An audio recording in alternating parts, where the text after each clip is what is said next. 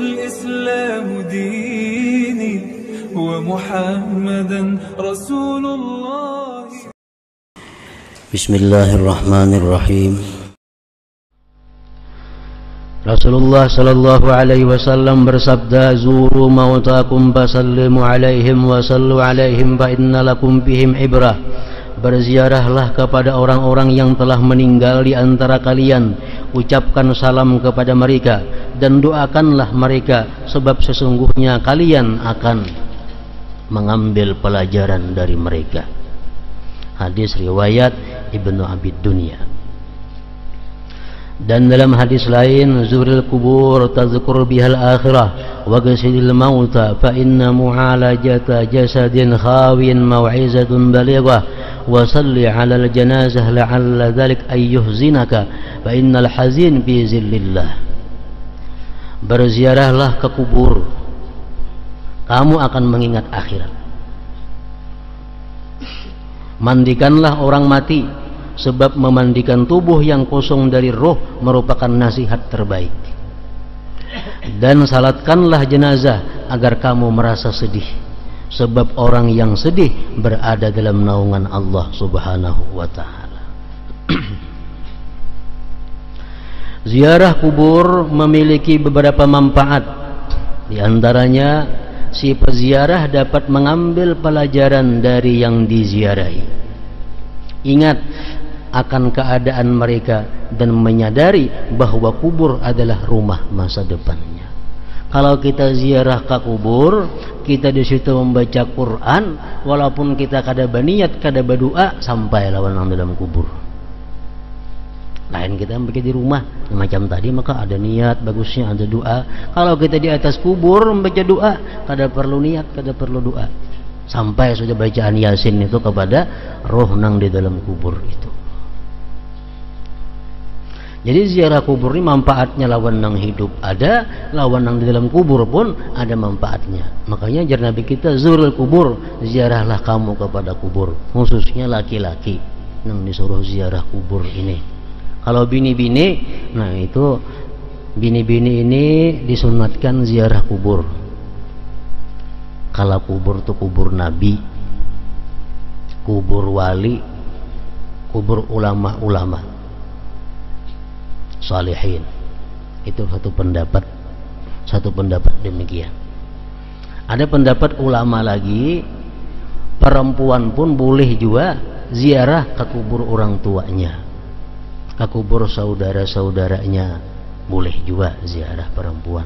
Cuma baik perempuan nang ziarah ke kubur Nabi, ke kubur wali, ke kubur ulama, ke kubur habaib, ke kubur kawan, ke kubur orang tua, nang perlu dicatat oleh bini-bini ini adalah jangan sampai termasuk dalam hadis yang mengatakan la'anallah zuwaratil kubur. Allah melaknat perempuan-perempuan yang ziarah kubur.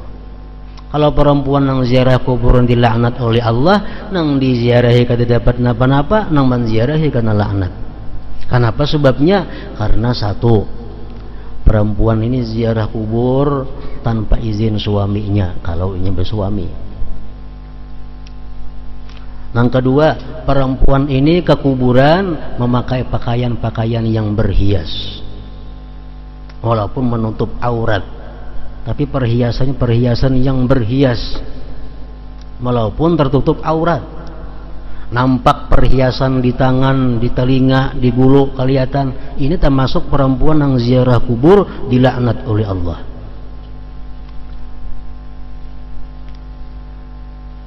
Perempuan-perempuan nang ke kubur memakai minyak harum, minyak wangi di bajunya, di awaknya, sehingga harumnya ini keciuman orang di sampingnya, termasuk perempuan dilaknat Allah ziarah kubur. Nah, jadi artinya bini-bini ziarah kubur itu silahkan, catatannya jangan sampai membuka aurat, jangan sampai memakai perhiasan-perhiasan yang kayak tulak ke orang pengantin. Yang ketiga, jangan sampai berharum-haruman yang keciuman kiri kanan muka belakang. Nah, dan menjaga diri dari hal-hal yang kada baik lainnya. Nah, kalau macam itu, ayo aja ziarah bini-bini ke kubur siapakah? Dapat saja berkahnya, dan di kubur pun dapat manfaatnya. Nah, jadi ziarah kubur memiliki manfaat, nang ziarah dapat manfaat, nang diziarahi pun dapat manfaatnya. Apalagi orang tua nang diziarahi kuitan. Ujar Nabi kita dalam satu hadis menyebutkan, innar rajula la yamutu waliduhu wa huwa haqqun lahuma. Innar rajula la yamutu walidahu wa huwa haqqun lahuma fayada'u Allah lahuma min ba'dihi ma fayaktubuhu Allah minal barrin. Seorang laki-laki atau bini-bini mati kedua orang tuanya atau salah satunya mati, padahal dia waktu hidup durhaka kepada orang tuanya. Waktu mama hidup, abah hidup, kada pemaasian lawan kuitan. Begitu abahnya atau mamanya ini mati, dia seringkali ziarah kubur, seringkali mendoakan kedua orang tuanya. Ada yang mengatakan hadis lain, tiap Jumat dia ziarah kubur, maka Allah ganti namanya menjadi orang yang bakti kepada kedua orang tuanya. Nah, jadi kalau membaiki diri dalam hidup kuitan dahulu, hidup kedua orang tua katuju menantang lawan orang tua katuju kada maasi. Nah, sekarang sidin sudah mati, tiap Jumat ziarahi. Di rumah banyak-banyak memberi hadiah sedekah lawan nang kuitan dalam kubur. Niscaya kita ampih jadi orang durhaka, berubah menjadi orang yang berbakti. Namun kelihatannya, kenyataannya orang nang rancak ziarah ke kubur kuitan itu orang nang lagi hidup besar bakti juga lawan kuitan. Orang nang lagi hidup durhaka lawan kuitan mati jarang juga ziarah kubur, paling hari raya. Itu kenyataannya.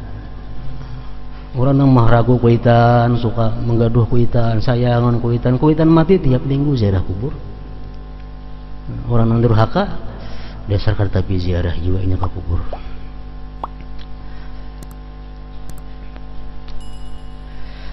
Ketahuilah pada hakikatnya maut adalah perpisahan roh yang memiliki kemampuan untuk mengerti dan memahami dengan jasad. Kita melihat, kita mendengar, kita mempaham itu karena ada roh. Itu berpisah dengan jasad. Mati merupakan terputusnya kekuasaan roh atas jasad. Setelah berpisah dengan jasad, roh tetap kekal sebagaimana dijelaskan dalam berbagai al-akhbar maupun al-athar, dan terbukti melalui berbagai perenungan. Sesungguhnya roh meninggalkan jasad menuju alam lain. Oleh karena itu sepantasnya seseorang mukmin tidak mencintai dunia yang akan ia tinggalkan sewaktu roh berpisah dengan jasad. Akan tetapi hendaknya dia mencintai sesuatu yang akan selalu menemaninya, yaitu pengetahuan, ma'rifat tentang Allah, merasakan nikmatnya ketaatan, zikir dan doa, merasa khusyuk dan rendah hati, sehingga setelah mati nanti dia dapat menikmati buah amalnya dan tidak merasa sedih karena harus berpisah dengan dunia dan segala perhiasannya. Dalam kubur datang ular hendak menghantam kepala, datang puasanya, datang ma'rifatnya kepada Allah, datang tafakurnya mendindingi kepala daripada ular tadi.